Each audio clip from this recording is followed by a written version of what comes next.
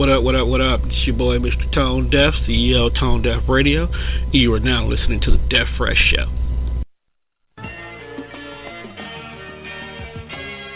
I done came up, got my name up. So when they speak of who blinged up, I'm who they bring up. Come up dissing and you'll come up missing. I'm a cutthroat baller like O.J.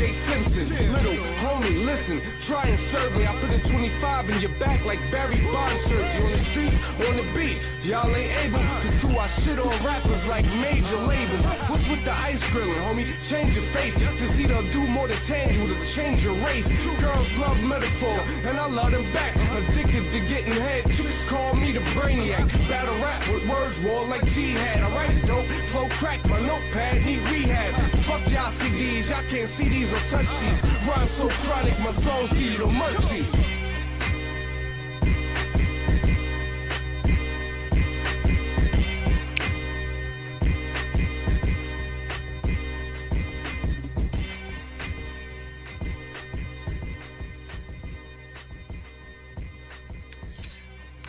Good evening, everybody.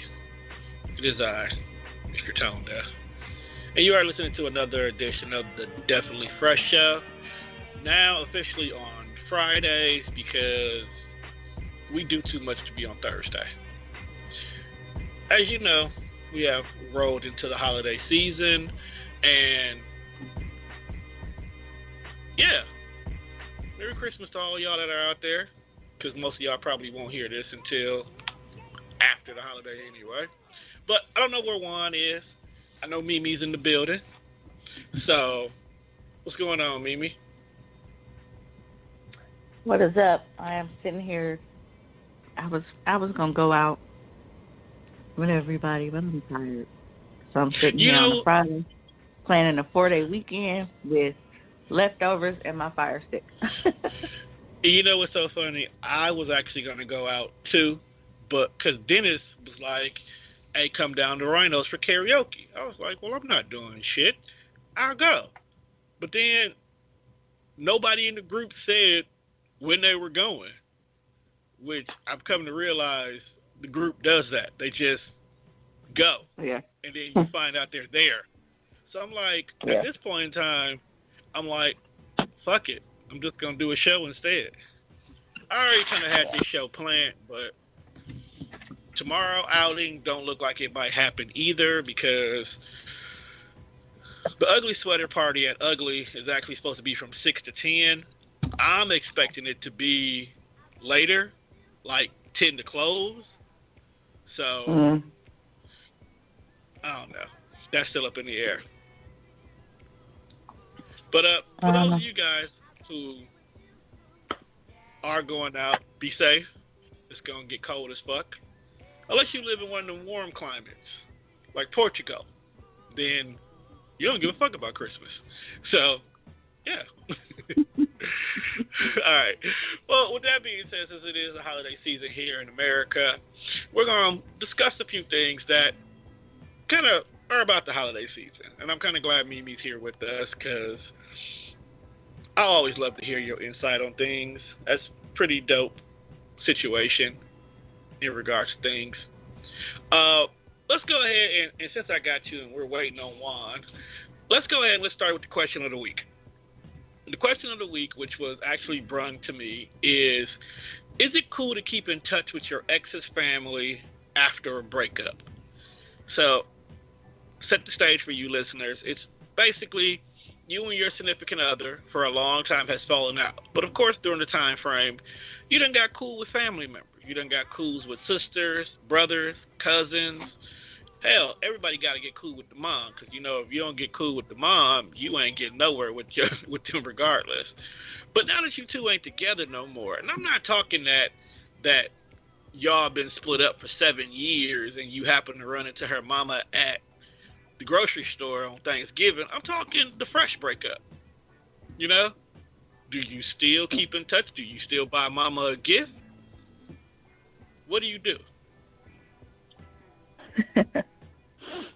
Now, I feel bad, people. I want to give y'all a heads up. Every time I do topics, I swear it seems like I be targeting Mimi. I don't. It just happens to be how her life is. So this is not a. I'm just saying, like, okay. So the last three topics that we've had, the last three shows we've had, topics seem like if they know what's going on in your life, it'll seem like I'm exploiting you. That's all I gotta say. But I'm not. It just so happened, like, I've had these topics planned already, and then you'll call and tell me, hey, Tom, well, I don't know if you know, but, and then it's like, shit, the topic is kind of about that. So now, would you still buy your ex's family members gifts, or even keep in contact with them?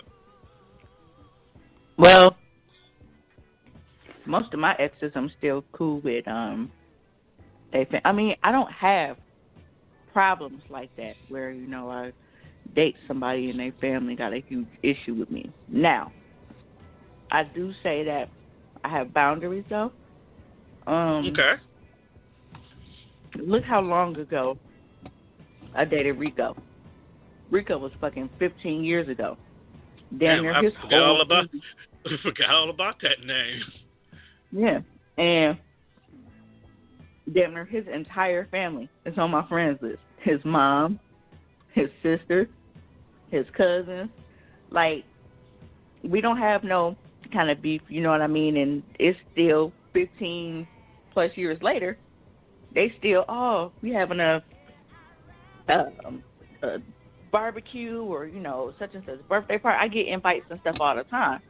I don't go because I don't feel like my presence is appropriate. That don't mean that I have to cut y'all, you know, completely off. Y'all ain't did nothing to me. I ain't did nothing to y'all. We still get along. But I have limits on how much interaction that I'll do. Okay. Let's use Rico then. Like, especially if, you know, you didn't moved on and got a new girlfriend or you engaged and, like, you know what I mean? I don't want to make nobody feel uncomfortable. And that was one thing that in my relationship with Rico, we had a huge problem with chicks that he used to date, always trying to be around in the mix on some bullshit, you know, and I don't be on it. But I can say that with Marvin, if we are ever, like, just completely done, like, not even speaking, fuck him. That's my mama now. That's what, okay, so people, what I didn't want to bring is, Mimi and Marv's mom have gotten that bond. And I hope Brenda's not listening, but sometimes I actually feel like that's the mama Mimi should have had because of how their bond is. And the crazy part about tonight's episode, because I honestly feel like dealing with your ex's family, your situation, even though it's one of those like, okay, you can go over there even if he not there because y'all tight like that, it wouldn't be an issue. But this rolls into a follow-up question that I actually seen this asked around about Thanksgiving, and I wanted to save it for a later date because it could be a topic within itself, but now it seems like the perfect time. What if you get invited over to the family's house for a holiday? I'm talking about Marv's family in this case, and Marv started a whole new relationship. Now, Mom's invited you over there, and you didn't know about Marv's new mate, and all of a sudden, he comes home for Thanksgiving, and here's some chick on his arm. Like, now, you handle that situation because you wasn't technically blindsided, but you kind of like, really, nigga? Well, my thing with that is, like you said, I didn't know.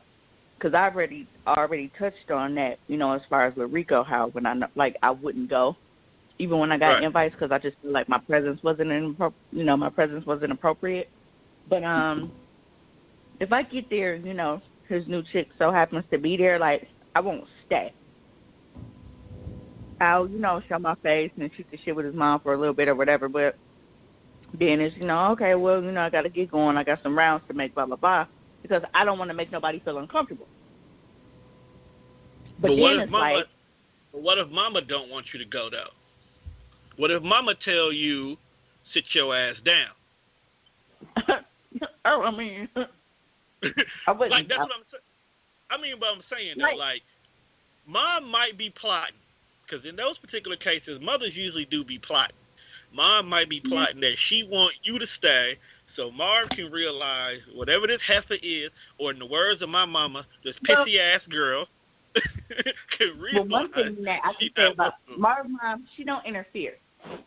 You know, and that's one thing that you gotta, when you got family members that don't stay out of your shit, you gotta learn how to put your foot down with that. Like, yeah, y'all can interact and y'all can mingle and, you know, all of that kind of shit, but you should only be involved so much when it comes to that. Because if it backfires, then it's going to be a huge, huge, huge problem. But shit, I mean, I got my own room at Marvin's mom's house.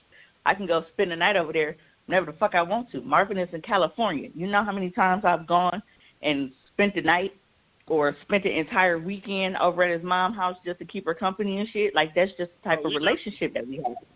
We know, and that's why using the current situation for this kind of actually works, because it's not a normal dynamic. It's healthy, it's just not normal.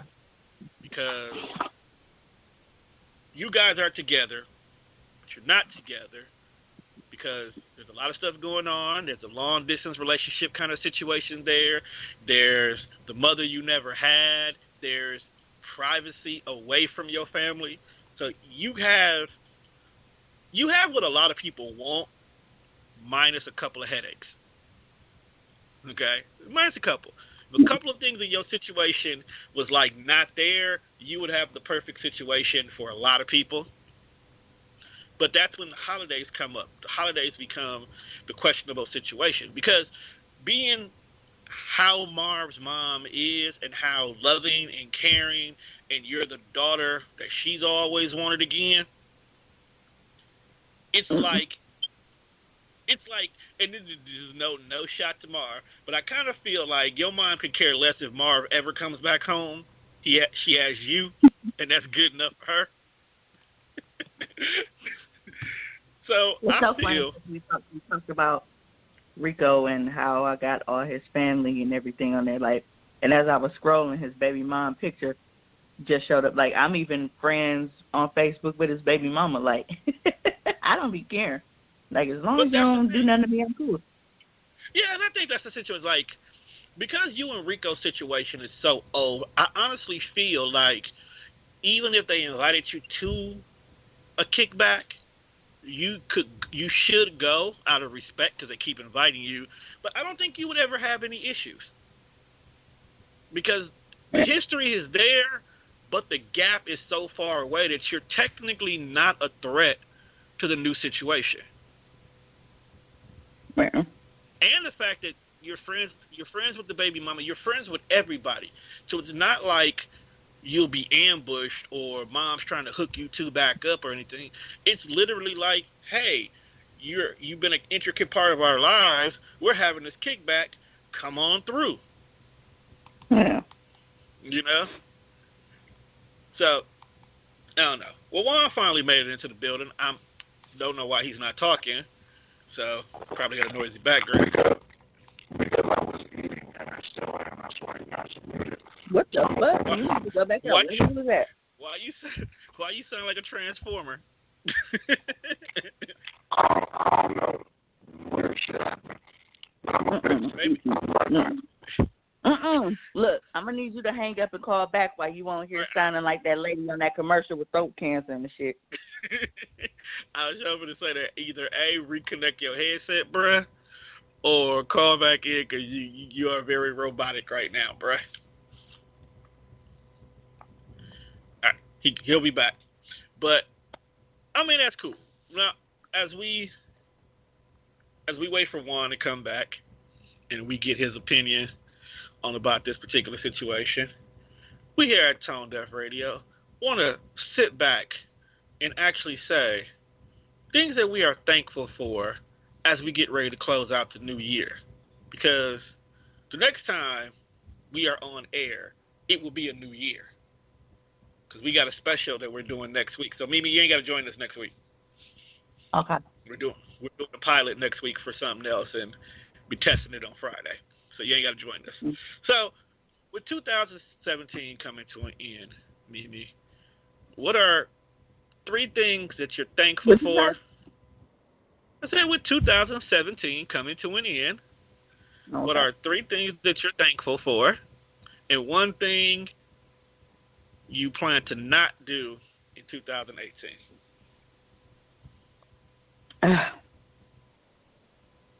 I don't know. I say a lot of shit, and then I forget. So, yeah. I don't know. You don't know what you're thankful for?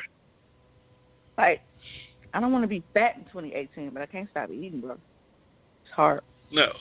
You can keep eating. You just got to cut back on eating fast food so much. Like, man. Like, do I got to bring you to the gym with me? Maybe. I got guest passes. Roll with me. And no, I'm not going to the gym. I'm not going to the gym doing them gym flow pictures and leaving right away. I actually have a legitimate routine I'm actually working on. So do I still sound like a robot? Nope, you good now, bruh. All right. Yeah, FME Gym Chronicles. I'm down for that. All right. No, don't get me wrong. I'm not out here going 20 miles per hour on the treadmill.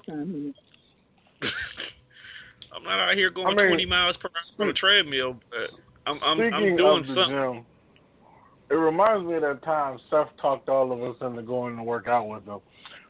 Probably a mistake that I probably shouldn't have done. Nah, you just need to realize you wasn't built for this right now. You got to take it slow, bro. Man, I wasn't ready. Can't be going to the gym with these athletic niggas. Because I be in the gym, man. He a full fucking football player and got niggas who ain't played fucking a sport since high school talk about, hey, man, let's go work out. Like, nigga, I was sore for at least a week and a half. And that's going to happen. But no, what pisses me off about the gym is the only machine that be free be the one right next to the niggas who be going hard as hell. It be a chick on one side of you running like 30 miles per hour on an incline of 7 for like 60 minutes. And on the other side of you is some nigga who doing marathon walking, and he being on this shit for like an hour already. So you get on here and you barely doing an evening stroll on zero while watching the game. Because it's hard. It can be very discouraging.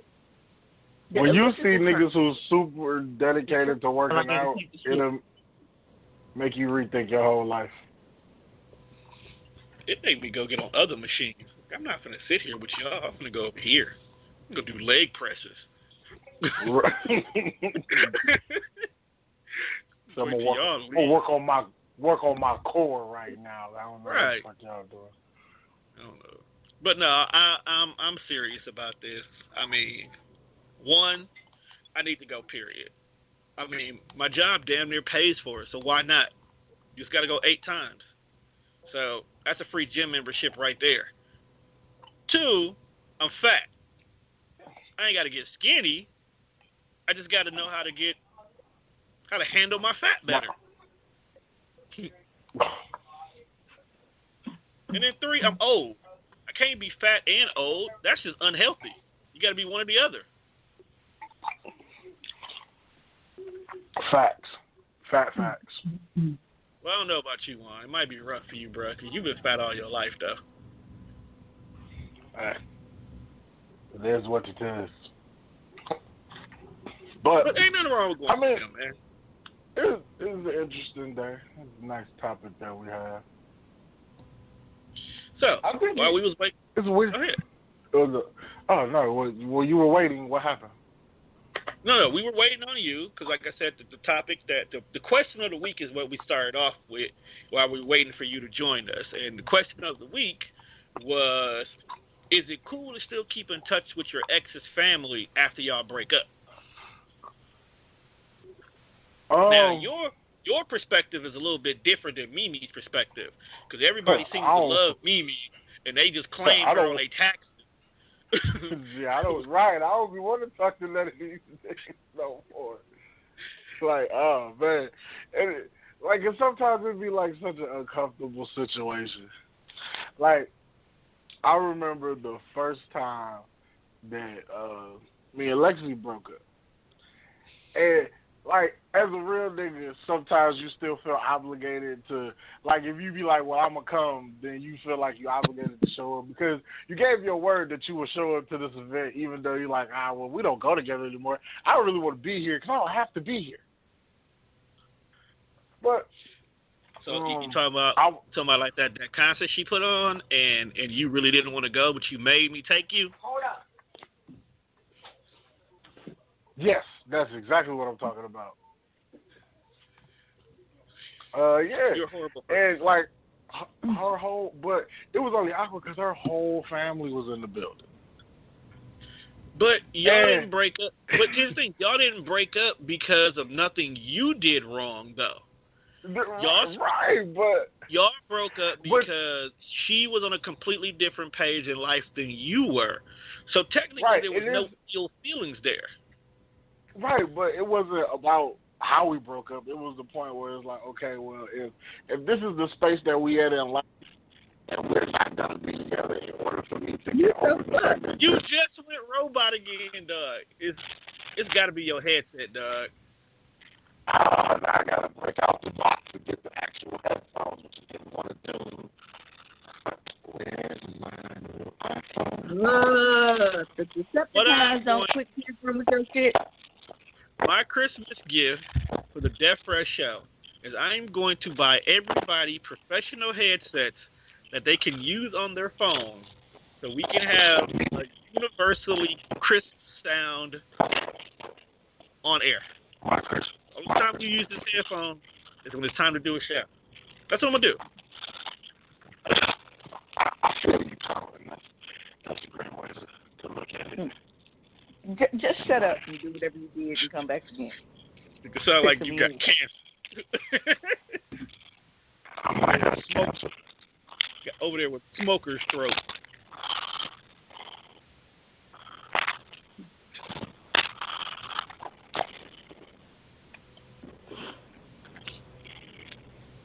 All right, so while we wait for Juan to get his life together, but see, I think it's kind of it's different though with men when the relationship is over with. Do way I better. still sound like a robot? No, you way better. All right. Damn, these new iPhone headphones crispy as a bitch. Told you, and they got noise canceling in them, dog. If you didn't know that, so they don't hear nothing in your background. Yeah, I just hate the damn cords on iPhone headphones now. True. You know what? Were you using a wireless headphone a minute ago? I was. Your battery's probably running down. That's probably why it's doing that. Makes sense. All right. But, so it wasn't in the format of which that we broke up. It was just I felt like if you say, hey bro, this not working, I want to go, climb the Appalachian Mountains over here in New Guinea, West Africa. That's cool, even though don't quote me on that because that's nowhere near each other. Yeah, but like if a chick was like, "Hey, Tom, I want to be a rock climber. We can't date." You like, okay, cool, go climb rocks, but leave me alone and let me be in this space to get over what it is. Like, cool, you don't want to date, that's fine. Let me be alone. Don't send me text messages like good morning. Don't continuously want to be in my life. Because you don't want to be in my life the way I want you to be in my life. Like, I wasn't cool with just being a friend at that point in time of the situation. True. Okay. Now, quick question. As a dude, when we're dating girls and the girl has a brother, cousin, uncle, whatever male figure that tends to be in their life, by default, niggas tend to click up sometimes. So, go over by their house, and nigga always, he got the game, or he got the weed, or you niggas into music together. When you and that girl break up, no homo, but do you and him break up too? I don't know. I guess it depends on how deep the relationship between me and bro got. Like, if it genuinely became a friendship where we could probably still be cool after the fact, then yeah. But then I guess, in my opinion, it depends on how y'all break up. All right. So let's say let's paint a picture real quickly here. So let's say you met one of my sisters, okay? And I gave you the approval. Go ahead and date her. She needs somebody. She needs that nice wand kind of a guy in her life because she always dealing with fuck boys. All right. Right. Now y'all date, but it ends up not working out because at the end of the day, you too nice for her. Okay. And it happens. You too nice for what her. What the fuck does that even mean in like women's definition? Because they say that a lot, and I think that's the stupidest shit ever. Well, we got Mimi on the phone, and she seems to speak the gospel that all women understand. Mimi, when a woman says that a guy is too nice, what are they really saying? When imagine cleared her throat. When a guy is too nice, he's a pushover. And men always look at it as when women say a guy is too nice, it's, oh, that means she wants some thug ass nigga to fucking drag her out the car and beat her and kick her kids down the stairs. No, nigga, that's not what we mean. What we mean is we want somebody who is nice and treats us respectfully, but at the same time, he not going to let us talk to him any kind of way. He's still going to stand his ground as a man. And some people are really, really, really, really, really just, they're always agreeing with you, or, you know what I mean? Like, I don't need nobody to always agree with me. I need somebody that can tell me if I'm stepping out of line. I need to hear the truth. If I'm on some bullshit or you feel like I'm on C, fucking stand on my neck and tell me that. And that was one thing as far as, like with me and Marv dealing with each other in the beginning. Like, Marv, everybody knows, was a gentleman, like a real nice guy. But Marv has his side. So he'll go the fuck off on me. And it's not one of those things where, like I said, it's in a disrespectful way where he, calling me all out my name and all this other kind of shit. But it's just, you don't want somebody who you can run over.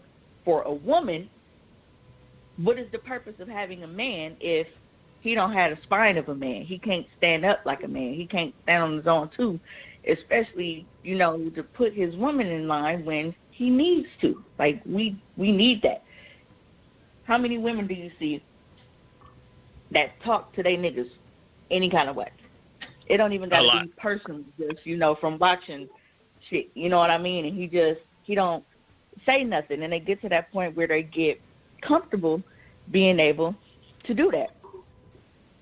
You don't want to be in a relationship like that. Like, if niggas think that would be fun and shit. No, that's not what the fuck we want. Because if I can hold you, that makes me think that I'm not safe with you and I'm not secure with you.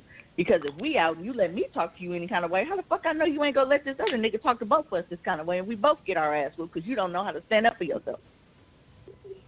So basically what she's saying, Juan, is when the girl you talking to, her eyes seem to wander sometimes, you just got to grab her gently by her arm, lean in her ear, and basically just say, no. Don't get fucked up in here.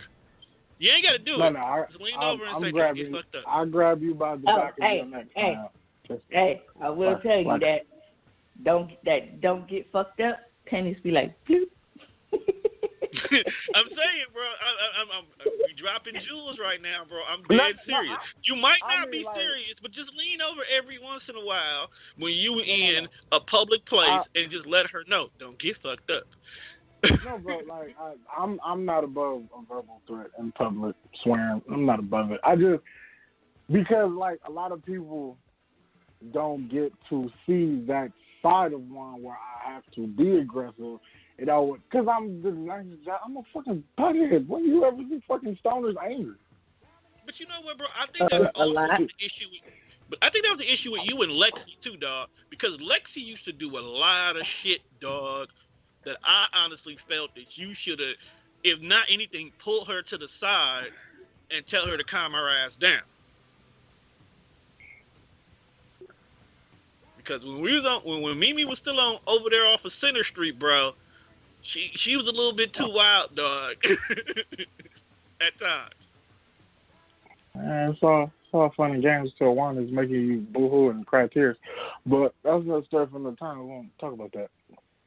I know, but you asked a question about, you too nice. We just gave you the reason why.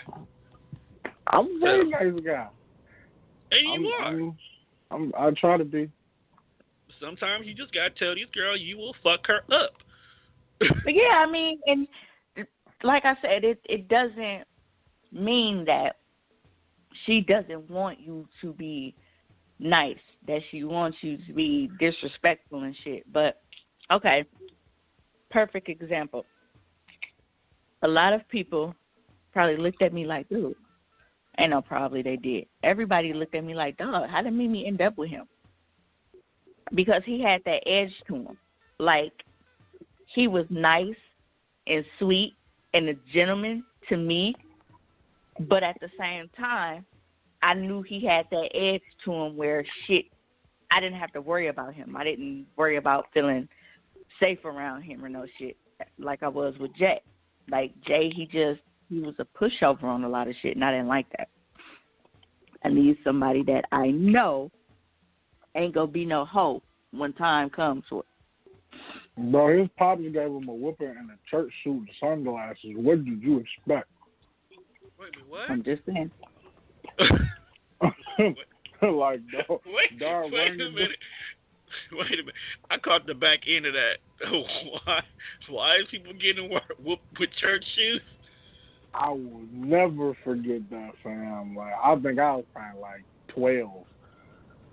It was one of them vacations. It was like winter break or like summer break, and I guess Aunt had just kind of learned, like, they just had started trusting him with the car, letting him drive and shit. And I think him and Dupree was smoking in the car. I told him to. Not in the car. Granddad came, and I thought I was getting juicy in the mirror, like I was putting wave grease, and I was going through my whole want to have wave stages. So I had like wave pomade. I was in the bathroom chilling, tying up my do-rag, getting saucy. I swear I was getting saucy for no reason. Like, I was gonna go back in the living room and play the game. After I got my do-rag straight, I was getting saucy. And I heard the doorbell ring. Sometimes you gotta rag it up, dog. Right, like I heard the doorbell ring. I was gonna answer the door. It was Granddad. I was like, "What up, Granddad?" He's like, "Hey, and where's Jay?" I was like, "Oh, he's in the back room." I didn't know I was giving him up. And yeah, that's just the rest is history. And yeah, it was kind of fucked up. Fucked up, bro. And really like how that nigga get like, you look like, oh, you like 16, 17. Why are you hitting me with a belt? And old folks don't care how old you are. They say they need to put a belt on your ass. They gonna put a belt on your ass. Then it's all awkward when a nigga come and sit in the living room with you. I'm like, right, like you just got your ass whooped. You're making that hussing noise that you trying not to still keep crying because your parents told you to shut the hell up or you'll get another one. So you're trying to suck it up real quickly and you around people. Like Grandpa just kind of put a mud hole in you and walked the drive. I don't want to laugh, but I don't really know what to do at this moment in time in my life. So I went back in the bathroom to fix my hair. You could. Like, look, I don't want to whoop him. I can't offer him no condolences or consolement. Like, you lean over and you ask him, like, "You all right, my nigga? You good? You good? Okay, cool. I wanted to know, like, I didn't want to know what happened at that point in time in my life. I didn't want to be next. You stole the car. That's what happened. Out here riding around, bumping Dougie Fresh, and got caught. Got caught smoking in the car. They gave him the car openly. Oh, even worse. Your ass whooped for smoking. You're not supposed to smoke in the car. But yeah, I mean, I think you can. I mean, it's certain levels to hanging out with your ex's parents or their family. I think I wouldn't do it. I can hang out with some of my exes, but it would only be like, it has to be like in a group gathering kind of a situation. It couldn't be like we just chilling at the crib and mom's all of a sudden called me over because she made her apple pie again, and she know that I like pie and pudding. Like, I couldn't go over there for that particular. How is that a combination, bro? Like, that sounds like failure. No. Okay, everybody knows I love banana pudding, and I only like my banana pudding being made a certain way. So when somebody's mama, because it's always got to be somebody's mama, when somebody's mama make the banana pudding that particular way, I let it be known. It's like letting that person know that you are one of the greatest chefs known to mankind for your culinary skills and how you have crafted this delicatessen called banana pudding. I think that's how they get you. That's how they suck you in. Because then they know eventually that this relationship will not last. But this is how they get you to keep coming around, because they have delicious treats that you like and they make it a certain way. Like, to this day, bro, if Lexi Pops was to call me and was like, hey, bro, I just made a red velvet cake, I might go hang out with him. Okay, he don't count because he's that dude everybody hangs out with no matter what. And then he's just that dude. And then he was a smoker too. So like, it felt like that. It felt awkward, but it was like, I guess it was cool. I didn't know, like, you know, you want to hit the block one? I'm like, what? What are you doing? What you know about this life? Say, yeah, we cool. Yeah. And then you get to telling these old fucking grizzled veteran stories and shit. I was like, all right. Folks always got to tell stories when they high, bruh. When they high or they drunk, they always got to tell you something. When they high, they tell you some of the greatest moments of their life. When they drunk, they tell you about all the fucked up shit they've done. The lowest of the low. Let me tell you about this one time I had to whoop little Leroy ass at the bar. It's like, who the fuck is Leroy? I feel like that's gonna be Mimi when she hit like 50. What? You gonna turn to your grandma? It's gonna be like a bottle of Rossi in story time. Story time with Mimi.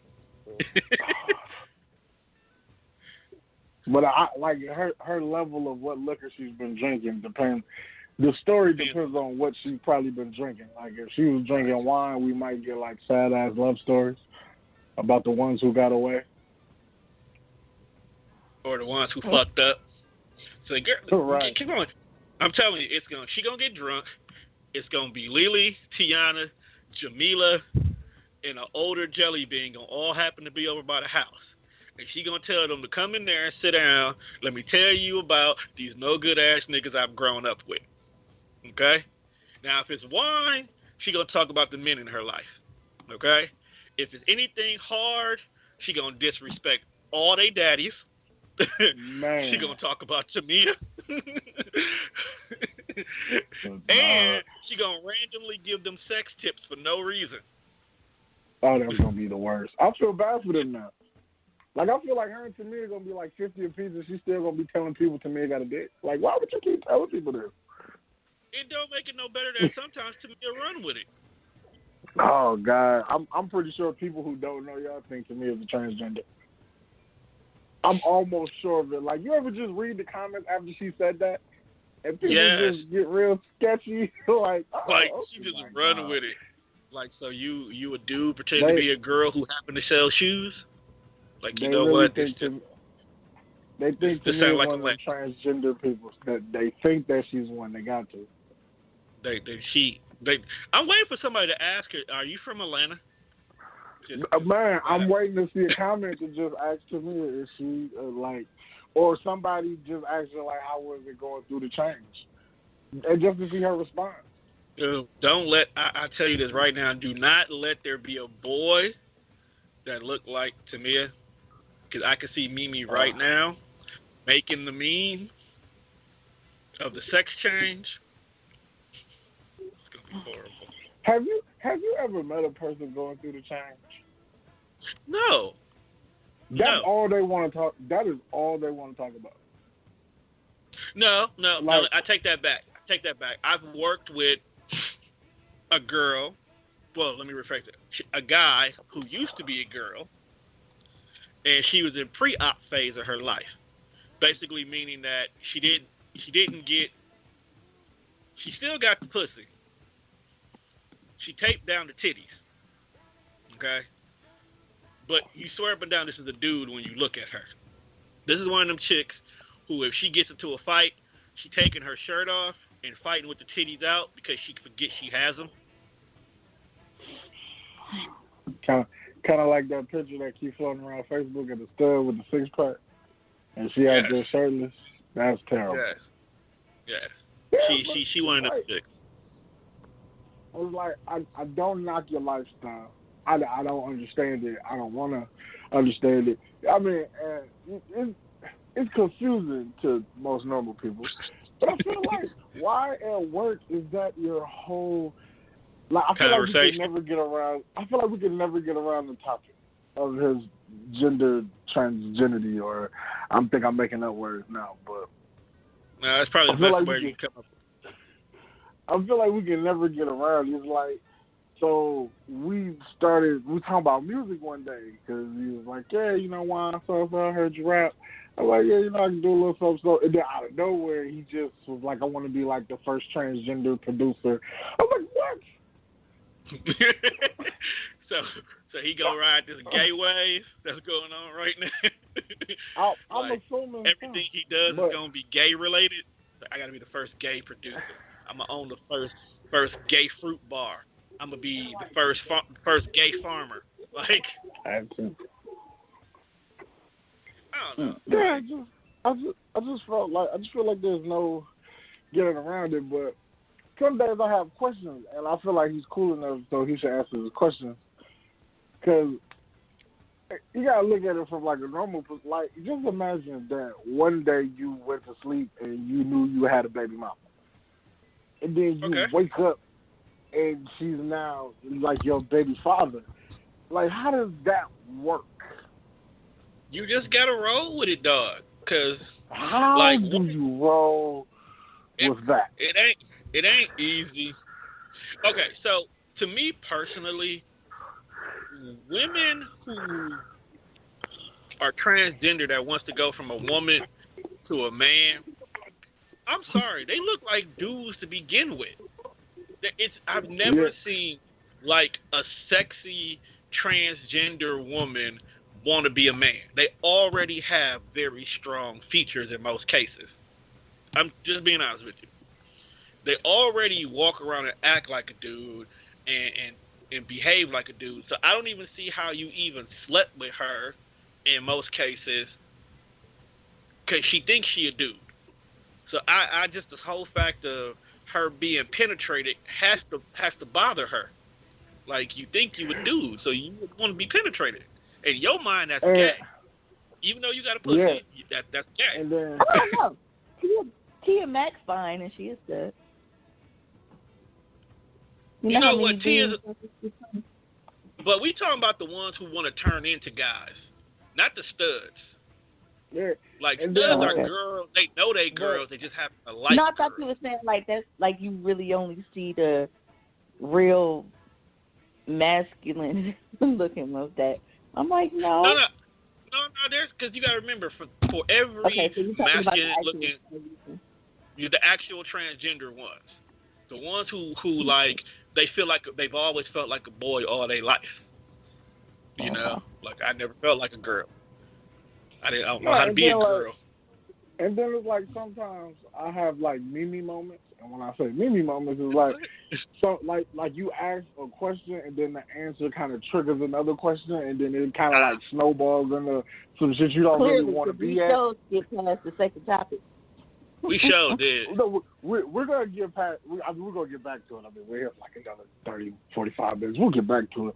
But it was crazy because he answered a question, and then I asked another question, and then I felt like we just kept going, and it got weird. Because I was like, so you've been going through this phase even like when you were dating your baby daddy? And he was like, yeah. I was like, so even though he know you trying to be a dude, he's still trying to knock that down? He's like, yeah. So I'm like, does that mean like in some retrospect that he was actually in the dude? He might be. That's where like awkward silence happened. I was like, you know what? I'm going to go take the salad bar down, and I had to get out of there. You know, he might be, because there was a transgender couple that was on the internet like a month ago, and they both switched roles. Like, she transitioned to a dude, and he transitioned to a girl. Yeah, now, but I don't think that makes you gay. I think that just makes you weird, but not necessarily gay. I don't know, bro. I really don't. Because there had to have been that one part in the relationship where one looked it like the other one already. So there had to be a point when he was still a dude and she started looking like a dude and you still trying to hit that. Or she looked like a girl and then all of a sudden you look like an ugly girl doing your transition. And you still want to hit that. Like, I'm just saying there has to be some... I personally feel that any dude that wants to bag a he/she, so a chick who wants to be a dude, you gotta have a little something, a little curiosity in you. That's too much curiosity, bro. But you using the fact that they still have the pussy as an excuse to say I ain't gay. So like you sleeping with a man, but because they ain't got man parts, you ain't gay. Nah, bro, you gay. Loophole. Oh, these niggas got loopholes now. They winning. It's the gay loophole. Honestly, and I'm gonna be so honest. Like, if a man dates a transgender woman, like she's made the full transition and ain't no penis down there, and it looks like a woman, I'm not even gonna judge him because I mean he's not. I don't know. It's just me and how I look at it.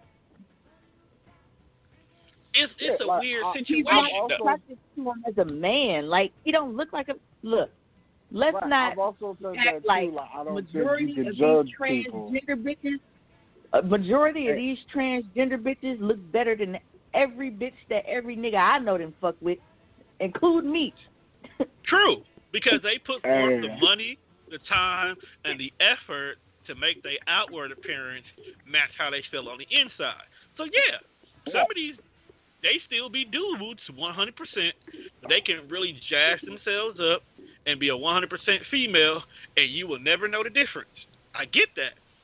But that's where it's like, I don't know. With the society we live in, it is definitely acceptable, but if a chick comes out and tells you, I used to be a dude, and you like, well, fuck it, we here now, I might question you a little bit, because that's something you have to think, like, damn, you used to be a dude, you a girl now. That changes a lot of things. And I don't mean like, okay, you am I gay because I like that? Like, what if you really fall in love with her, you can't have no kids with her, you got to adopt or steal somebody's baby from the hospital, never floats your boat. Jesus, Tone, why did you have to just go to committing crimes, fam? Like, adoption was cool. You just automatically went to baby snatching. This was a right to lifetime movie, bro. Like, do what you say. You can adopt or baby snatch time right now. Like, Jesus Christ, dog. At that point in time, I feel like those are the only two options you got. So you think as a transgender, the only options you have is adoption or baby snatching? I just want to get that clear. That's what you're saying. Unless he already got kids from previous relationships.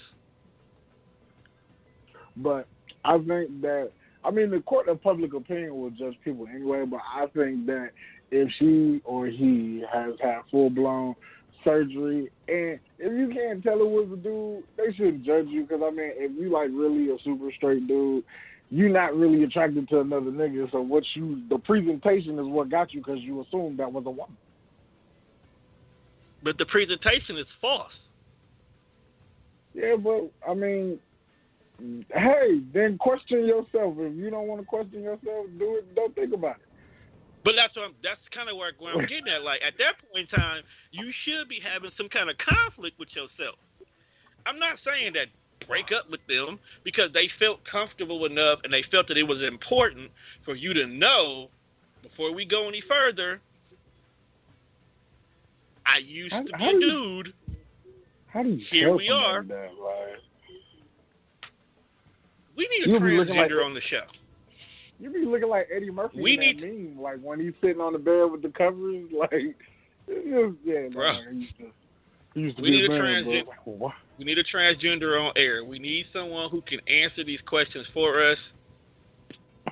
Because people, hey, you think you can get Tamia to do the show? Dog. See what I did? See what I did there? You see that? Actually, I'm surprised Tamia hasn't joined the show with us anyway. Because Tamia think that we don't like you. Yeah. She told me that it was buffoonery and foolishness, and she thought that we was just gonna make fun of her for like an hour and a half. I told her that's not what we do. Maybe a half. No, not a whole hour. To me, it's like how I am. Like, I'm not comfortable with certain shit, and just it's socially awkward. So. But you with family though. Right, it's like you with us though. You with us though. It's not like we telling you to come do sweats and suits with Seth and them. Now I can get that. You barely know Seth. You definitely don't know E. So I can get you feeling uncomfortable there. But you with us, like.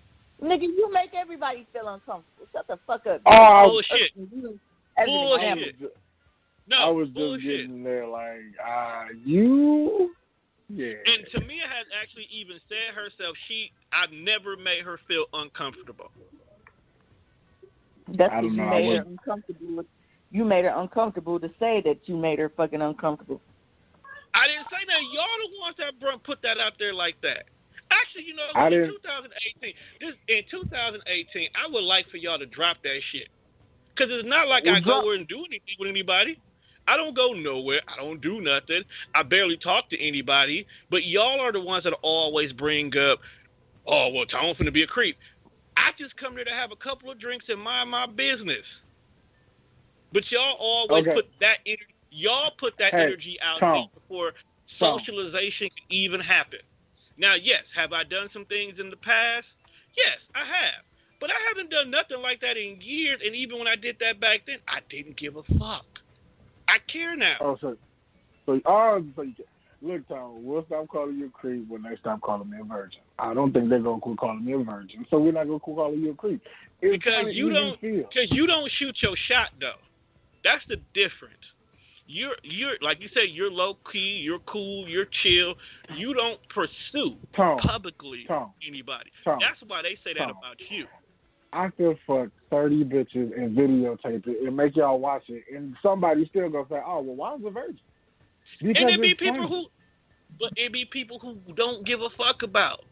That's why it'd be people that you really don't give a shit. Okay, because that's just what it is. It's like That's just people are always calling you a creep, even though you do creepy shit. People call one a virgin, but that's just like. How often do I get jokes about being a hoe when one of my problems is not being a hoe? Because had I been a hoe, I wouldn't have been in situations that I haven't been in before. But my issue with it is it's cool if it's in the crew. If it's in the crew, we all in the group, we joking, making jokes, you doing the rankings. I'm cool with that. They call me a hoe. But it be people who don't. They made a fucking taco salad for me with hoe on it and put it on social media. I didn't cry about it. Shut up. I'm not crying about it. I'm just saying, hey, 2018, stop doing it. That's all I ask. It be new people. It be people who don't even. It be people who have never met me before, But because nigga, of you the way never you met got a bitch before, and you walked up to her and said, "Oh, you got a tongue, and you suck dick." Had a conversation with me. Then come around and have a conversation. Right. You didn't know her. You walked up to this girl that you don't know and said, "Ooh, you got a tongue ring. You suck dick." At that time, I was highly It ain't no at that time. You did it. You I didn't know her. I didn't so like at that time. At that time, I didn't like Mike at all. Now, y'all knew I could not stand Mike at the time. So the fact that she was even with Mike, I came at her like that disrespectful. I apologize. No, hold on. Wait a minute. You not liking Mike does not give you justification for you to walk up to this woman that you've never met before and say that to her. Period. Oh, that's what I was getting ready to say. But no, that's what I was getting ready to say. Was I wrong for it? Yes, because I did turn around, and I apologized to her about saying it. I did. Okay? And I do admit that was a moment that I was completely out of line about that. We're cool. It's in the past, the whole 9 yards. It be people who I ain't never met before. And was like, oh, this is Tom. Oh, that's the creepy one. Like, how do you even know that? You don't even know me. Well, I feel like once you put it out there on social media, you can't take it back. And we've put all this stuff out there on social media, so you can't take it. Now, I kind of feel you when you like, there's always people that may not understand the joke, and then they crack the joke. So, yeah, sometimes I get that. But it's like what Nene did to Ravi. Like, Nene made a million memes about Ravi to the point where it was niggas that we didn't even know, that we're not even friends with on Facebook, that had the pictures. And don't get me wrong, Nicole was kind of pissed when it was people who didn't know started doing it. But like you said, it was already on social media. It was nothing you could do about it. She became the most popular meme for a month, if I'm not mistaken. So she got a little celebrity fame out of it. But my thing with that stuff is like... Oh, and wait. Before we go any further.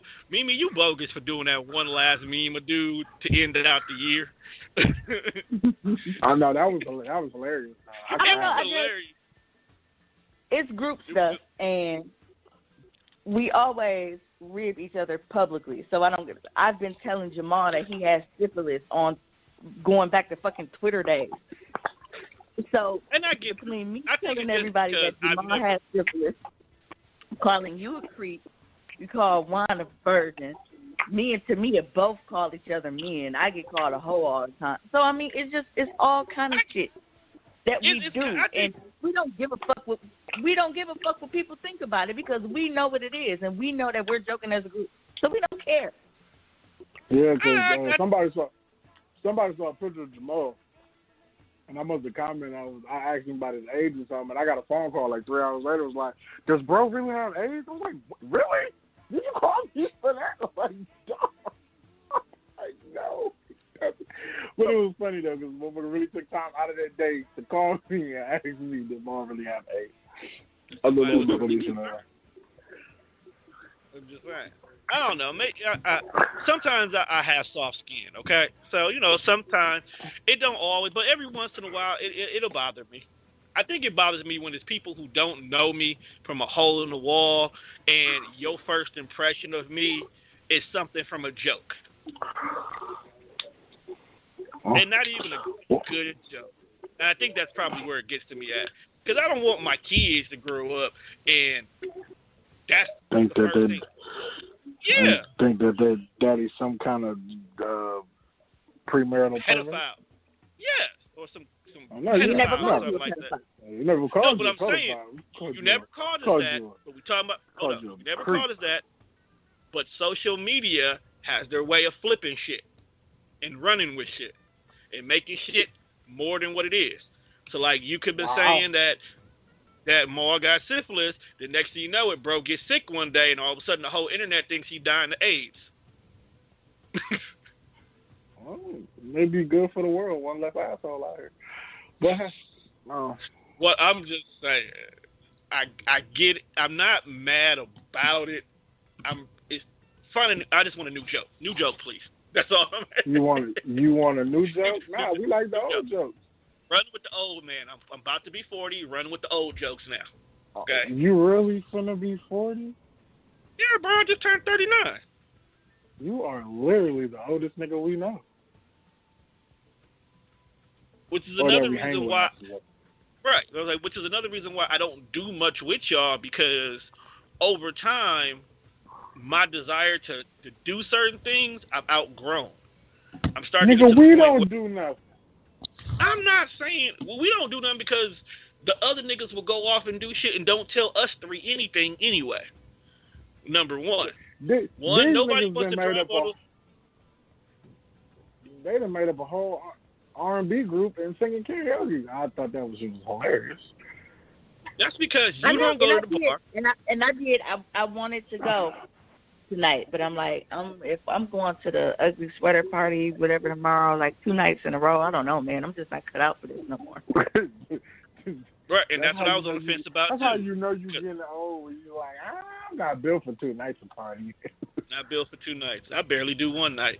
But no, that's what I was saying too, because I was like, okay, if I go to karaoke tonight, I'm most definitely not going to the ugly sweater party, especially since it's supposed to start at 6 o'clock. Okay. Second, you still be at work till 6:30. So I'm like, okay, that's gonna be out the picture. And then like me and Mimi was talking about when the show first started. These niggas don't even say when they finna go. It's like, all right, man, I'll be there in 10 minutes. All right, we heading out at this time. It'd be like, they there. Oh, this nigga Nicole done sung this song already. Like, what? Y'all niggas there already? What the fuck? It'd be too late at that point. So, we just need better communication as a group of friends. We need a friend calendar. My communication is, fuck you, I'm going to joke about what the fuck I feel like joking about. Because it's convenient and the jokes write themselves. Deal with it. I'm past it already. I just wanted to get that off my chest. I don't care no more. I was going to say, like, the jokes do write themselves. Especially when you get to dropping them motivational jewels on Facebook at like 6:30 in the morning. It's just like the other night. Like, I was sitting here minding my business, thinking that I was going to die from a brain tumor. And I'm like, you know what? Ding! And the idea came to me, and I fucking did it. Like, I don't fucking think about what I'm going to say. Shit just comes to me. Hold on, wait a minute. We are not going to move forward, and you going to talk about you thinking you about to die from a brain tumor. Yeah, man, something wrong. Like, why did you think you was going to die from a brain tumor? Oh, because you know how it is when you Google symptoms. Right. Stop that. Medical MD will tell you the wrong shit. No, they tell you the right shit. They just tell you the most extreme shit first. You just got a sinus headache. You got a sinus headache from lack of fresh air. You ain't got a brain tumor. Right. There's like terminal cancer. It's like, wait, my arm just hurt. What? You got and entered the 9 o'clock hour. So shall we move on to topic number 2? Yes, because I'm cutting all that out that just happened anyway. So, topic number 2. You're not going to air the transgender conversation? I might. I thought it was great. I might put that on the end, bro. Well, these are questions that we need to know. Well, get your transgender friend to come join us on air next month. Probably not, bro. Nope. Why not? You just said that you had all these questions you wanted answered. And we have somebody who clearly answers them with no problem. Maybe I'll think about it. We still didn't get the proper white girl interview, Tom. Supposed to ask the white girl. You got a whole fucking job full of them. You know what, bro? And I'm starting to understand that they don't understand they don't understand us as people. And it's weird. Like, they don't understand us because they don't have to understand us. They are white people. Everything like else. Things. It's the white man, white woman, and everything else is below them. They don't have to understand us. Yeah, but simple shit that they don't get scares the shit out of me sometimes. It just does. Like, I saw my coworker. She works in the bakery. And, we cool. We kick it. We talk. I was like, damn, man, I ain't seen you in a minute. Where you been? She was like, 60 seconds? I wasn't going that long. I was like, what? That's not what. Now, a part of me thought she was just playing. Like, I thought she was pulling my car. She was pulling my leg. But she wasn't. She was dead serious about the 60-second time slot of an actual minute. They have... Well, you, out of all people, know we love watching white comedy. We find white comedy sometimes even more hilarious than black comedy. So you should know that a white person's humor is dried in the Sahara Desert. Yes, but times. She was not joking. That is the point. I get the joke if it was a joke, but it wasn't a joke. Maybe it wasn't joking because she was so white, you didn't get it that it was a joke. And then my boss keep telling me how she sees ghosts and talk to spirits, and she sees a tree in her backyard. Like, well, I don't come all the way out to Brookfield to hear you tell me that you feed a tree Skittles. Really, my nigga? She might be on peyote. She's on something. But back to the second topic.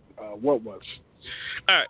Well, so tonight's second topic, since we're in the holiday season, what are some things that we want to drop jewels for people to let them know, how do you handle yourself when you're meeting your new boyfriend or girlfriend's family for the first time? Hey, wait a minute. Yes? I just realized something. We never talked. We didn't even talk about the first topic. We just talked about the question of the day. The embarrassing family moment. They've kind of been sprinkling in there as we go. But well, my mama put on the porn during Easter dinner. So you know what? Now we can move it along the topic too, since I put that out there. So this was another edition of the Definitely Fresh Show. Make sure you guys tune in after the holidays because we closing this episode on that. We are not about to do a whole show after. Why? Okay. Why did your mama put on the porn during Easter? When Jesus wakes up, he's just gonna wake up to some titties and ass in the air. And lots of it because it was BBW. Oh, Jesus did not die on the cross to come back to fat ass. BBW porn is just something I can't see how anybody can get into. Yeah. Okay. That's a workout within itself. Shit was like Chunky Cheeks 3 or some shit. I don't know. Okay, so what was the second topic, and why are we talking about Chunky Cheeks? Okay, so the first original topic was embarrassing family moments from holiday get-togethers, kickbacks, barbecues, stuff like that. Oh, like the time at Thanksgiving dinner, my auntie put a porn on? That's exactly what y'all talking about. But Mimi said it was Easter. It was Easter. That's just terrible. Like, why is this on TV? Yeah. But, it ain't Brenda. It ain't Brenda. What can you do?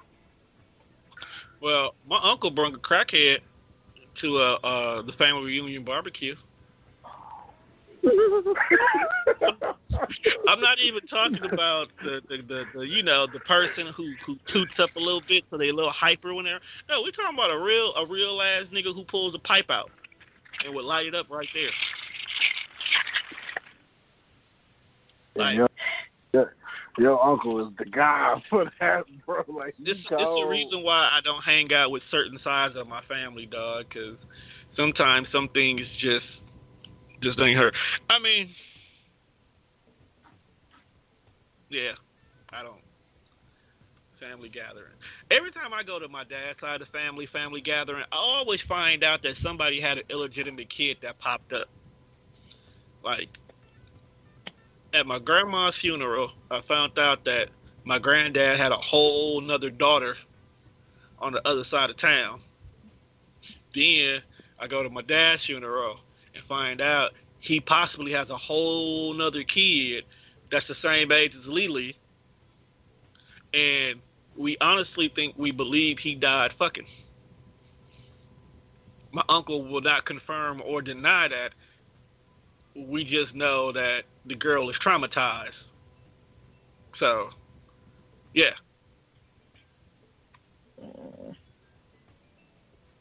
I mean, family get-togethers never really got awkward. It was always fun. They supposed to be fun. I mean, there's that time we almost killed Uncle Jerome in the backyard of Mimi's house, but that was his own damn fault. I was going to say, anything that happens to Jerome usually be his own fault, though. That was definitely his own damn fault. He's going to burn his eyebrows off one day. Hey, nephew, stop babysitting that black man. Go ahead, light it up. Get up that fucking here. Okay, buddy. You can take a hit. Gonna burn his whole eyebrows off one day. Almost died in Mimi fucking driveway with ribs cooking. Them ribs was on point that day too. It was. It was muy caliente. Death ribs. That's what they're gonna be called. Death ribs. All right. So now that we got, get me a Spanish chick. Do you think you can handle a Spanish chick one? No. No. I mean, but you know what? That might be exactly what you need. You know, tell you why? Because a Spanish chick ain't got no problem telling you exactly how they feel. You know, they'll tell you. That's what I like out of life. Like, man, just tell me what it is, and let's move on. Don't wait 6 months and then be like, hey, you remember when you asked me how I felt in June and it is now January? Let's talk about it now. I'm like, no, bitch. You're stuck. We're here forever. But the thing about it is, if you dating a Hispanic chick, though, bro, you can't be lazy. You got to be doing something. You got to have a hustle, a job. You got to go to all the family functions. You got to deal with cousins. You got to deal with a lot when you're dealing with a Hispanic chick, dog. They don't just... You got to deal with a lot of dating a black chick. Not really, dog. Because most black chicks don't even got their daddy in their life. Not trying to be funny. Well, it doesn't matter who you date. Everybody comes with their own brand of bullshit. So it doesn't matter if you white, Latino, black, Eastern European. It doesn't matter who you are. You all have your own brand of bullshit. But everybody else has a culture that, at the end of the day, they all rooted in. So there's always that new culture you have to learn about, and that culture will make or break the relationship. Or should I say your willingness to kind of cater to their culture. Well, I mean, with Spanish, I went to high school with a bunch of them, so Right, so the transition shouldn't be that hard for you. Right, and they damn near black, they just speak a different language.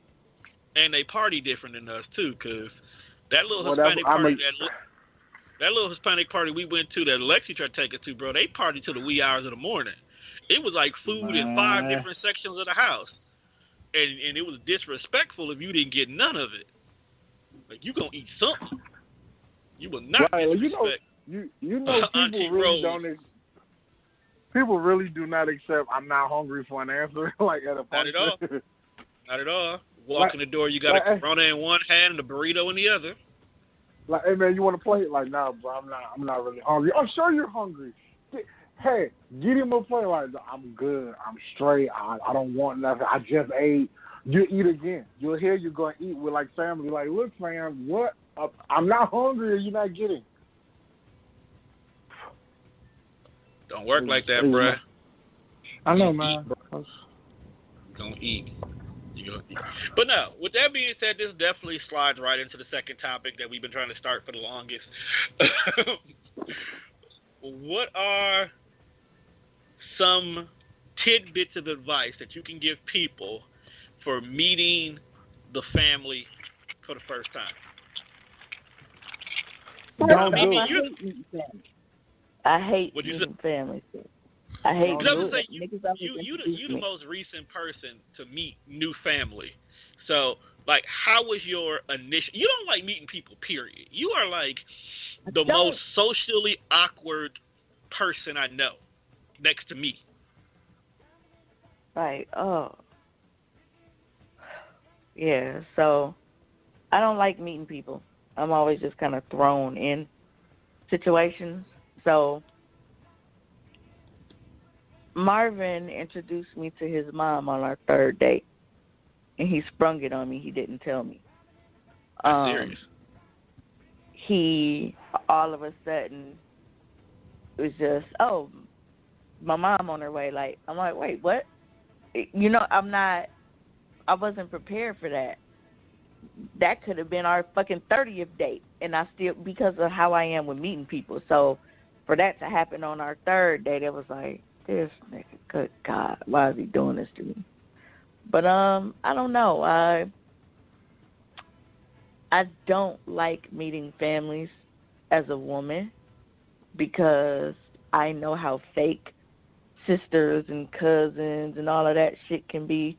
Not to say, you know, that that's what his was on. It's just from history, I know how that goes. Like, you know, you can be sis or daughter-in-law and everything else, in a minute you leave, and then all of a sudden AIDS with the bitch he's cheating on, and don't everybody mind their business and just look at you like, damn, too bad this bitch don't know what's going on type shit.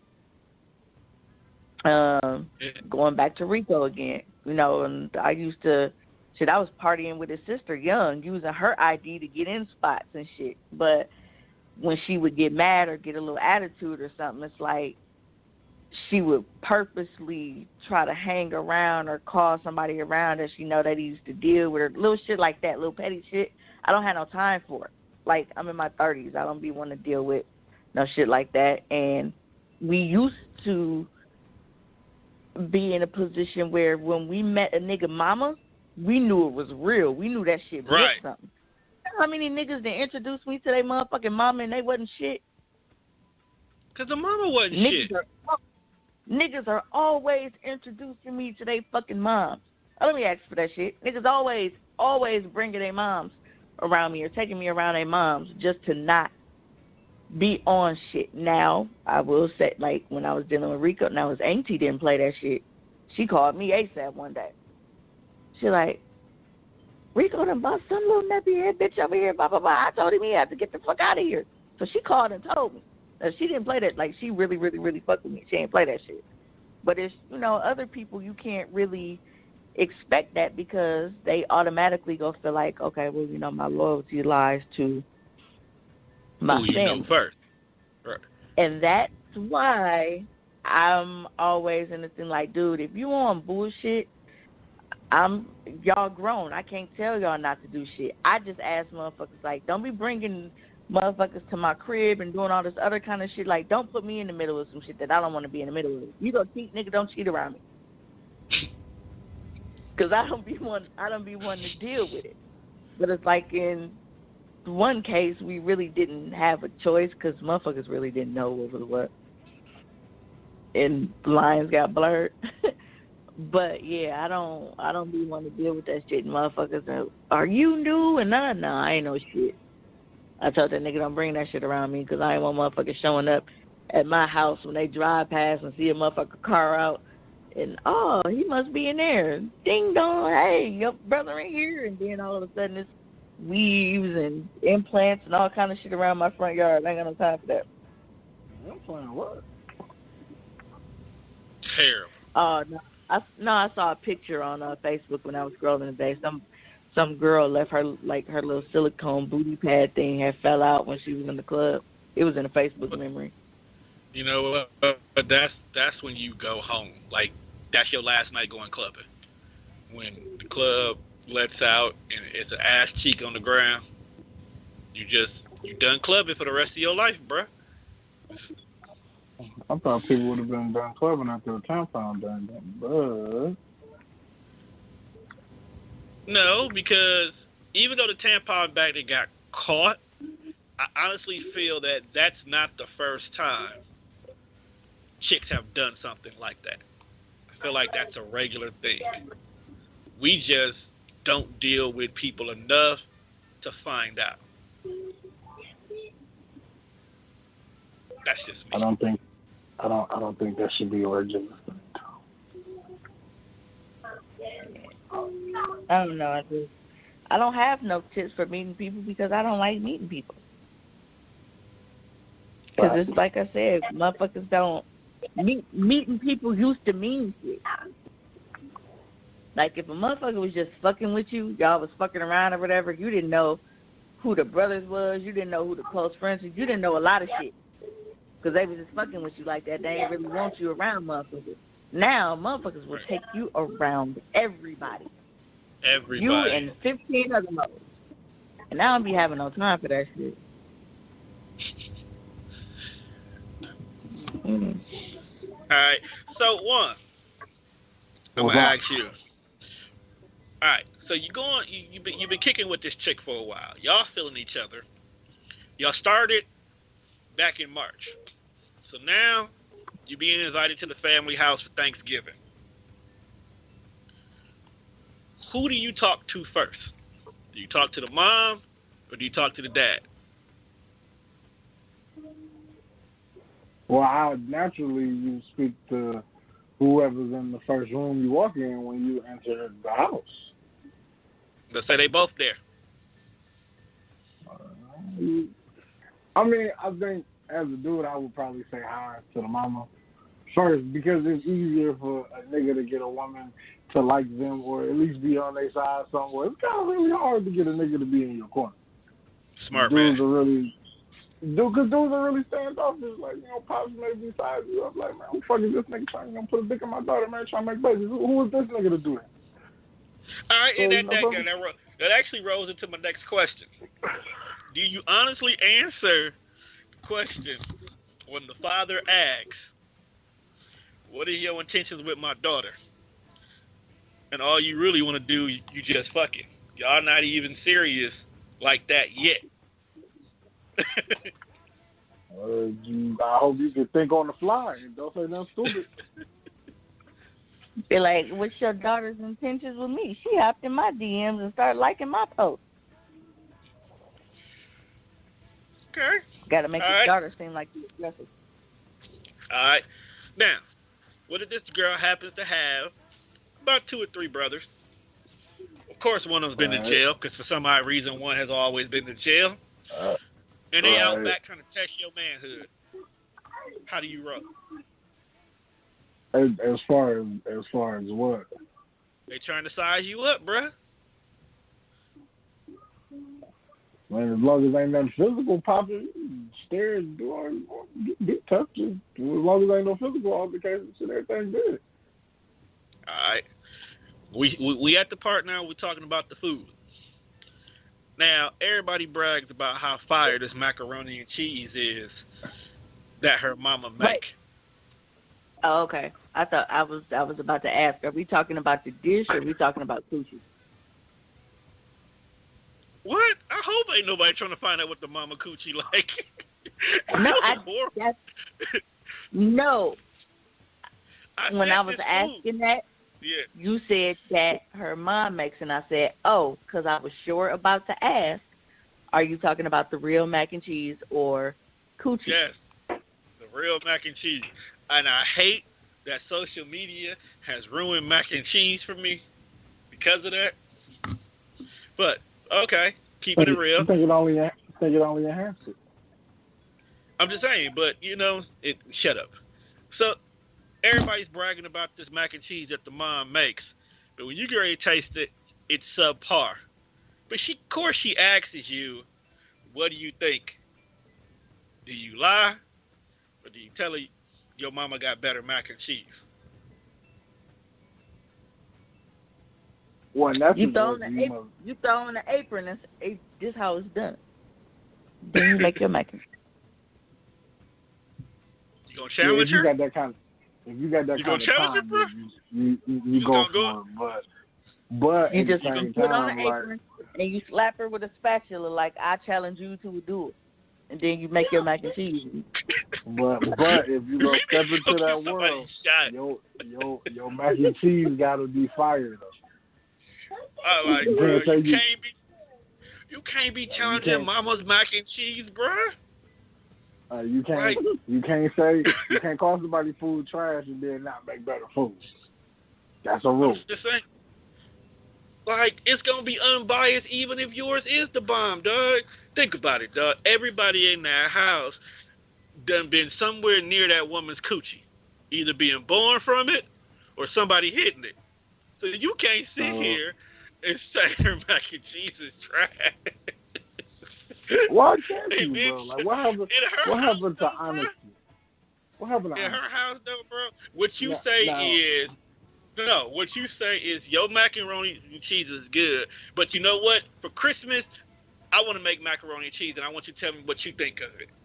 That way, you respectfully challenging her, but you're not disrespecting her in her own house, though. You can't sit here and say her macaroni and cheese is trash. Well, what if it's trash, though? You still don't say it in the house. You say it to the girl when y'all gone. You just say, you know what? I mean, that food was fire, but my mama make a better mac. I make a better mac and cheese than your mama do, though. That's actually right. How you roll with it. The car ride home, you look at it like, bro, your mama cooking is trash. Can't just tell her your mama cooking trash. Well, dang. I thought we were being honest with each other. I'm saying. I mean, I'm not gonna say it's trash. I'm just, if it's macaroni and cheese specific, and it doesn't look how I would like it to look, then I pull out my lactose intolerant card and I don't eat shit. Boom. Okay, I give you that one. Get on point on that one. All right, final question. The Kool-Aid is trash. Not up to your subpar. Nah, I might put my apron on then and show you how you actually make Kool-Aid. I hate trash Kool-Aid, bro. Trash Kool-Aid is like the devil. What I say do, this is just my suggestion. If you know you make your Kool-Aid a certain way, when mom's in the kitchen getting shit together, you get kudo points for coming there and offering to help, but specifically go make the Kool-Aid. That way, the Kool-Aid is going to be on point. You got kudo points from the mom because you was helping in the kitchen.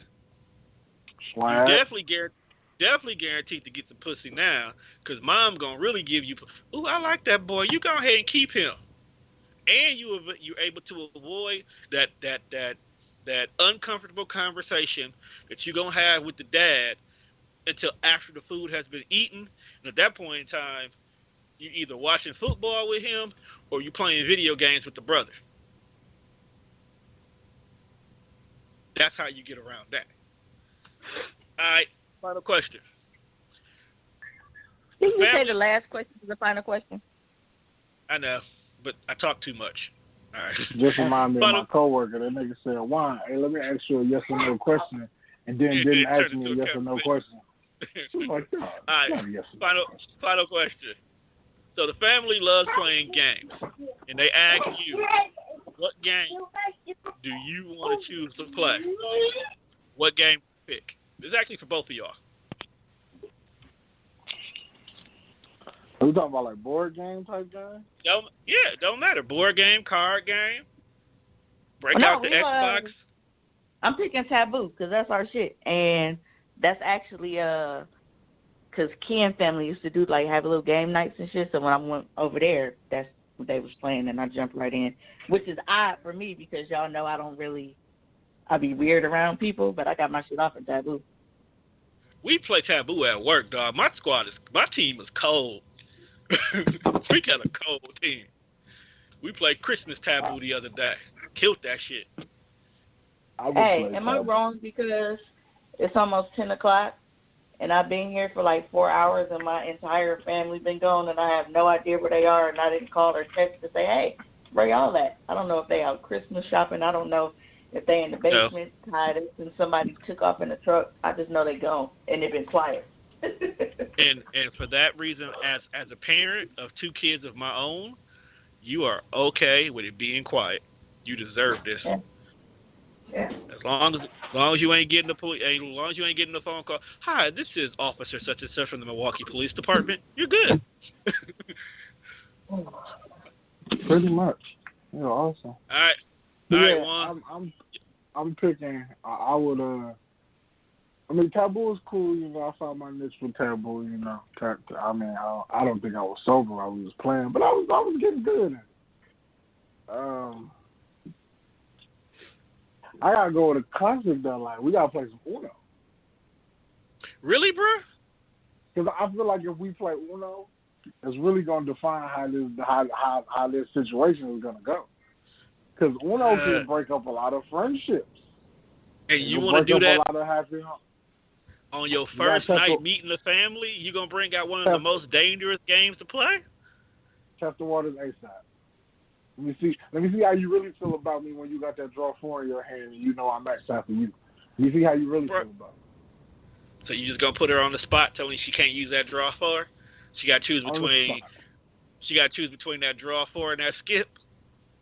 Yes. That's actually a pretty hard life decision that folks really don't understand. Like, you could play this skip, or you could play this draw 4. And Bay is on the side of you. What do you do? And speaking of Uno, like, how many people really play Uno the correct way? Bro, I don't even know what the correct way is anymore. Like, first of all, we don't know. Uno is supposed to be a score game. Niggas don't keep score. They just play until niggas get mad and flip the table over. You know what? I heard that before. I thought that was just the thing that white people did. I didn't know you were actually supposed to keep count of what's in your hand. Yeah, so like at the whole object of the game, because now when I was younger, when me and my cousin used to play, we would keep score. We would still play all motherfucking night. We would just make the score supposed to be 500. First one to 500 wins, but because we played all night, we would just make it higher. But yeah, the object of Uno is to be the first player to reach 500 points, and in doing so, you want to be the one to get Uno, because when you get Uno, everybody else that still has cards in their hands, you tally up all of their cards. So you want to play your bigger cards first, because your black card, your wild card, draw 4, those are 50 points. All of your reverse and skips and all of those are 20 points, and then the number cards are face value. I never knew there was a score. I heard about it. I just didn't know that they kept it. So, a normal game of Uno already could break up happy homes, and now niggas want to keep score. That's almost worse than niggas cheating in dominoes. I think niggas stop keeping score because that's too much math for some people. Because we so cutthroat in Uno, we want somebody to have 20, 30 cards in their hand, and now we got to add all these numbers up to get the points. So niggas is like, you know what, I'm not adding this shit up. I'm just out. I won. But what do you do now with these new Uno cards, since they got the blank cards where you could put your own rules on them now? Like, that's crazy. Well, and I mean, another thing that we do incorrectly, that we just let that fly, but you're not supposed to, you know how we got to draw 4, we see this nigga got Uno, so we slap that shit down on him like, nah, bitch, draw 4, ain't no Uno out. Like, you're only supposed to be able to play a draw 4 if you can't play another color card. I mean, that same color card. Now, that I remember. That I knew. Yeah, it's supposed to be like your option card because you can't do this. Like, I ain't got no blues, but I ain't got no twos either. So, this is what you're going to get. You can actually, if there's a red 9 out and I have a blue 9, but I don't have any red cards, I can still play that. So you don't have to. I don't have to play that blue 9. Right. It's just if you have a red card, you are supposed to play that red card. And if I do decide to put down a draw 4, you can challenge it. So if I challenge it and you flat and they show me that you got, a red card, then you got to draw 6 cards. if I lose the challenge, then I gotta draw. Yeah, I knew about the challenge rule because I found that out about playing like the Xbox version of it. But now my only question with Uno, and I need a white person to correctly answer this for me. When you're drawing cards, are you supposed to just draw one card and move to the next, or are you supposed to keep drawing until you can find a playable card? Because I've heard both. You know what? I'm looking it up. Power of the internet. Type in the word Uno and the first thing pops up is Uno rules. Let's see here, people. I know rules when it comes to Uno. Playing Uno is like the Wild Wild West, man. You're going to get shot playing this guy. First player to... Now, me personally, if I had to choose the game, I choose the safest game, which is usually Pictionary. Because that shit can get real, too. Most of the time, people pair up with their booze. So mom and dad pair up, you and your girl pair up, and then the two brothers are forced to be on each other's teams. That's usually the safest game because, everybody understands each other. It can get competitive, but I always felt like Pictionary was the safest game to play. Okay, let's see here. Players know or choose to play the current game. But looking at the rules, Spades, dominoes, Monopoly, and Uno. If you want some shit to break off, serve liquor and play one of those. Play those. Monopoly would get you fucked up anyway. You don't even have to be drunk. That's just sober. Because that one deal, that one bullshit ass trade that you made with that one shiesty uncle or cousin or kin can change the whole dynamics of the game. Ken do look like he could be somebody's uncle. No. Ken my boy, but Ken be trying to make some shady trades, dog. And he do it out of spite to Juan, too. That'd be the messed up part. Like, Juan, let me get that purple. No. What you gonna give me? I give you this light blue. I don't have no reason for the light blue. Well, fine then. Hey, Tone, I'll give you all these cards over here if you make one give me that purple. Like, why, dog? Why was that so shady for no reason? This is a terrible human being. I'm just saying. Board flipping to get you shot. And I'm scared because I think Lily's going to be a board flipper. We one less kid. Probably will be. I'm just saying. She's good at it. She plays Monopoly now. She's just a board flipper. She don't like to spend money. She want to buy houses, but she don't want to spend no money. Well, she figures she playing with that, she's going to play a discount. I won't play with her. I refuse to play with her. I show no mercy to anybody. You are a terrible scuzz bucket of a human being. Life won't show you no mercy, so why should I? Shit's real. I was telling my coworkers that about Christmas. I felt like Christmas is just, it's a way to tell kids that you can't always get what you want out of life in a very harsh manner. Christmas is a reality slap for some people that you make this doesn't really give a fuck about you. You write this fictitious list that you don't even have a proper address to send it. So where are you really sending it? And then it's like you put these items on the list, and then you don't get everything on your list. They always tell you Santa could bring you anything you want to do. You don't get everything on your list. I don't even know why they give you the list to begin with. So just kind of teach your kids that, look, man, you can't have everything you want out of life. All right, I got a question for you. At what age should people let kids know that Santa ain't real? Honestly, I don't really think you should tell them. I think that's one of the things that they should just kind of gradually find out on their own.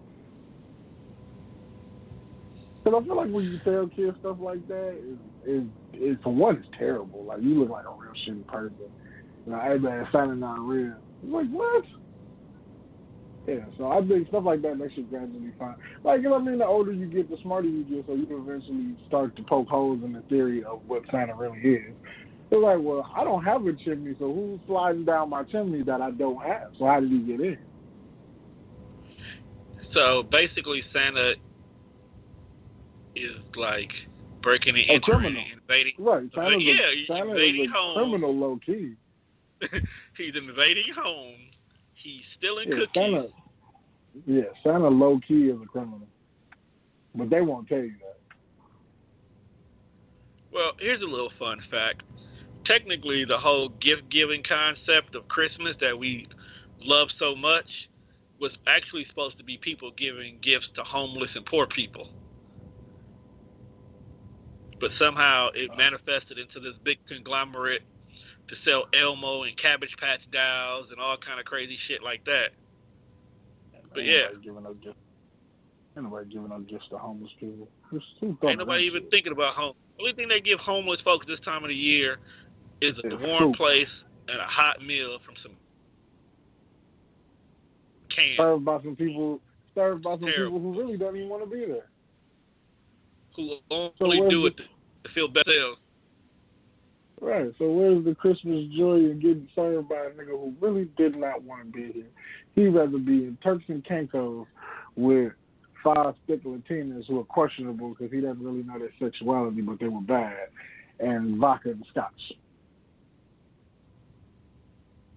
Terrible. It's probably how white people live. I don't really know. I've never been to Turks and Caicos, so I don't know. I don't even know where it is on the map. I just know it's an actual place. But then again, it's probably not a place. I don't even know how you know about this place. That alone disgusts me. Because rappers out it, so it's got to be something. I guess. All right. Well, that's being said, people. We have... Go ahead. But then again, rappers are professional liars, so... And, yes. It was some sad news this week, man. I found out that my favorite show on YouTube might not even be a show anymore, man. And what show is this? Complex fired Joe Budden. That was terrible. But Diddy gave Joe Budden his own show. And he gave him $5 million. On Revolt. So swag to that shit. But, is it really a loss for Joe Budden?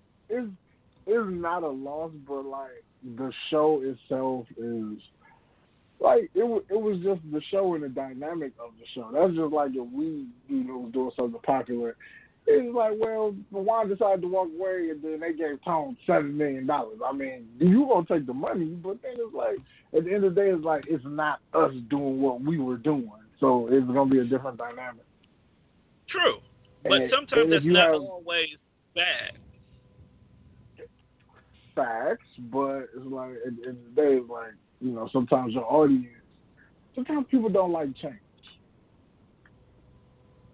Of course. And sometimes change ain't always good. Of course, but you don't evolve as a person or as a culture if you don't take risks and change things. Like, if we kept doing the Death Fresh show the same way we did it when it first started, eventually it'll get stale, it'll get boring, and nobody would listen. But as time started to change and the podcasting game became more of a thing now, we eventually had to evolve, not necessarily to do what everybody else is doing, but expand to incorporate what's getting everybody's attention into our stuff. Because we were doing social media before anybody was going Facebook Live. Okay? We were doing sex conversations before anybody was making podcasts about just sex. We were bringing our friends on air, having rambunctious conversations, and doing all kind of crazy. We were doing misconnections. We were shooting shots. We were doing a lot of stuff that, some people are just now doing it. They might be doing it better, but we did it first, and we gave you the idea to do it. You know. So you have to change. You have to take. We have to take those risks. Watch what you're doing. Just saying. Beat somebody on air? The hell? Right. That's all the time we have, folks. Right. She went from saying she missed them to. No, that's definitely not what I said. No. She did not say she missed them. She said, is she a bad person for not giving a damn where they are? Oh, okay. Oh, you're definitely a terrible person. No, as a parent, you need time away from your kids and your family. So I get it. I understand. You needed time to walk around and just be free. But, like Mimi said, though, this is another edition of the Definitely Fresh Show. It was great having the people here. Before we go away, Mimi, is there anything you would like to say to the audience before we close out 2017 on the Definitely Fresh Show? If they don't get you nothing for Christmas, they ain't yours. Go into the new year by yourself. That's definitely a gem right there, people. If they don't get you nothing for Christmas, fuck them. I didn't buy nobody nothing for Christmas. I'm single too, so. Yeah, that's very true. Too. But today was a great show. It was brought to you by the letters D and E. Wait, what? The number 10. That's what you're gonna roll with. That's it. And the word of the day is transgender. With that being said, people, we close out tonight's show. We'll close out tonight's show the only way we know how. To the end of the road. To the end of